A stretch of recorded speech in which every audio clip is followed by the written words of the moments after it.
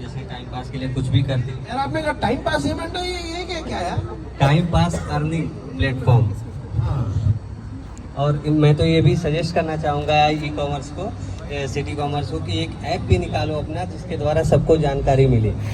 Sir जी ये message note करें इमरान भाई, ऐप भी निकालें। ये हमारे जीजू जी ने, जो टिकटॉक के जीजू हैं, इन्होंने एक आपको मैसेज दिया है कि अपनी ऐप निकालें ताकि और लोग भी इस मुतालिक जो है ना जानकारी हासिल कर सकें। Thank you very much sir. Burj Khalifa के दामाद का मैसेज है। अली भाई क्या कहेंगे, आज आपने क्या सीखा सर आज के इवेंट से, और लोगों को क्या मैसेज देंगे? अस्सलाम वालेकुम। ई कॉमर्स जो है इट्स अ ग्रेट अपॉर्चुनिटी।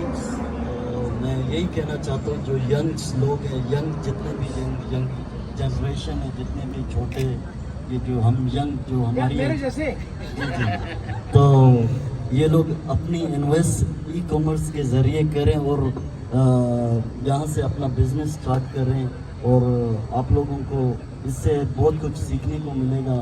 और मैं यही कहना चाहता हूँ it's a great chance. Thank you.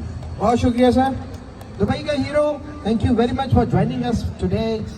आप क्या सीख लेके जा रहे हैं सर इस इवेंट से?